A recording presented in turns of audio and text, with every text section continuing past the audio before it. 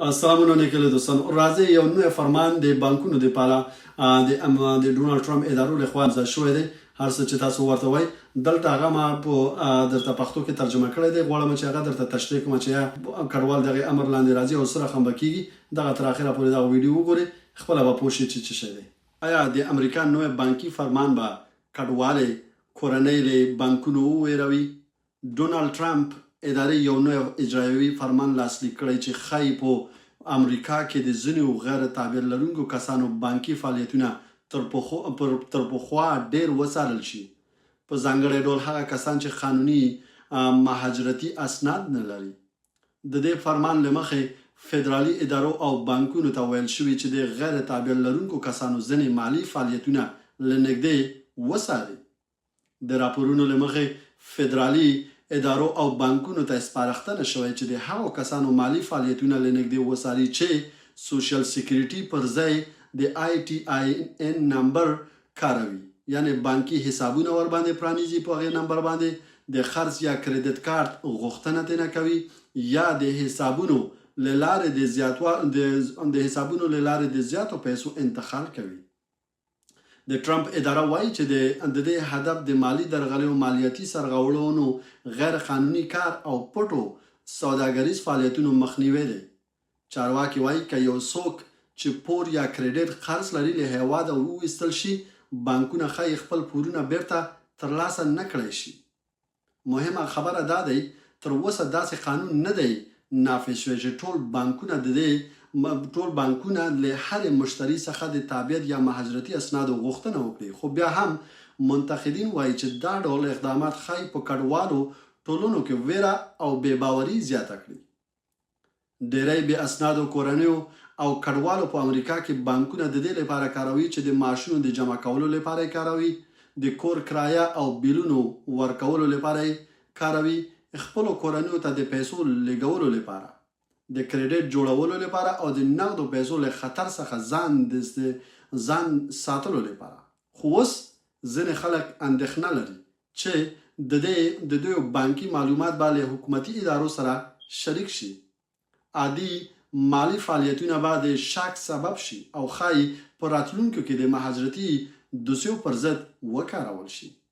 او بیا کارپوهان خبرداری ورکوي چې که خلک د ویرې له امله بانکونه پرېږدي نو دا ستونزه رامنځته کیدی شي، یعنی په کورنیو کې د ډیرو نغدو پیسو ساتل، د غلا او درغلۍ خطر زیاتېدل، د چک نغدولو د ګران خدماتو کارول او د کریډټ جوړولو فرصت له لاسه ورکول. بل لوري ته د فرمان ملاتړی وایي چې دا اقدام د بانکي سیستم د خوندي کولو او د مالی فساد د مخنیوي لپاره دی. او بل لوري ته د فرمان ملاتړ وایي چې دا اقدام د بانکي سیستم د خوندي کولو او د مالی فساد د مخنیوي لپاره دی، نه دا چې قانوني مهاجر یا دایمي اوسیدونکي به په نښه کړي. اوس دا موضوع د امریکا د کډوالو په ټولنو کې د بحث یو ګرمه موضوع ګرځېدلی دی. تاسو څه فکر کوئ؟ آیا دا اقدام به یوازې مالی سار زیات کړي که به کډوالو کورنیو له بانکونو او مالی خدماتو هم وویروي؟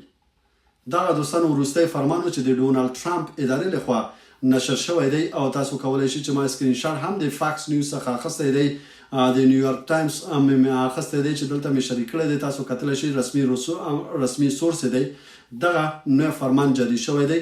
نو دا هغو خلکو دپاره ویره رامنځته کوي چې هغوی د کډوالو خدماتي یا اسناد تر اوسه پورې تکمیل شوي نه دي، تر اوسه پورې منتظر دي چې اسناد مکمل شي، یعنی گرین کارتونه ته اپلای کړي دي خو د هغوی ځواب نه دی ترلاسه کړی. همداسې نور ورک پرمټ او همداسې هم نور شیانو دپاره اپلای کړی دی خو تر اوسه هغوی په پینډینګ حالت کې لري، یعنی اډمنسټریټیو پروسس کې دي. نو د هغې د خاطره دغه پروسس ورته که چېرته مخکې نه بانک خلاص کړی و خطر ښه، او که نه اوس که چېرته خلاصوي نو شاید بانکونه ورنه د اسنادو غوښتنه وکړي، او که چېرته چا مخکې نه بانکونه هم درلوده او اوس اسنادونه اکسپایر شوي دي، تاریخ تیر شوي دي، شاید بانکونه تاسو نه غوښتنه وکړي چې موږ ته دغه داسې آی ډي کارت ولېږئ چې یعنې د امریکا د پرمننت ریزیډنټ یعنی گرین کارت یا د امریکا پاسپورت ولري دغه شیان باید موږ ته ولېږي. نو دغه که چېرته دغه شیان تاسو ته راغی تاسو کولی شئ چې بیا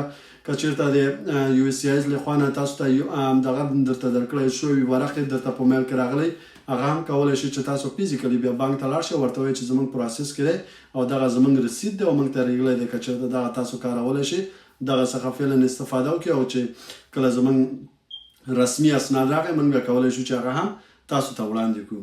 نو دغه هغه وروستی فرمان و چې ډونالډ ټرمپ له خوا نه امضا شوی دی او د هغې ادارو له خوا نه ټول بانکونو ته دا سپارښتنه شوې ده. نو دا تر اوسه لا معلومه نه ده چې آیا دا بانکونه د دې ادارې دغه امر به مني چې مثال ټول غیر قانوني مهاجرو څخه به دوی اسناد غواړي نه غواړي. سره هم دی دغه یو عامه پوهاوی ویډیو چې ما تاسو لپاره جوړ کړ زه فقط چې تاسو خبر اوسئ چې دغه اقدام شوی دی. نور که چېرته بیا کومه مشکل لرئ دغه لرئ تاسو کولی شئ چې بیا د مهاجرتي وکیلانو سره همداسې نورو برخو کې چې کومه مشوره ضرورت دی تاسو کولی شئ هغې برخه کې وکیل سره وګورئ هغې به رسمي دغه اجازه لري چې تاسو ته مشوره درکړي او همداسې کوم کار هم چې بند وي هغې کولی شئ چې مخته ووځئ.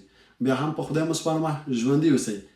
بس که چېرته زما پیج ته نوي راغلی یاستئ کولی شئ چې فالو کړئ لایک کمنټ مو درنه هېر نه شي او کولی شئ دغه ویډیو د نورو دوستانو سره شریک کړئ تر څو دغې خبر څخه خبر اوسئ. مننه. السلام علیکم.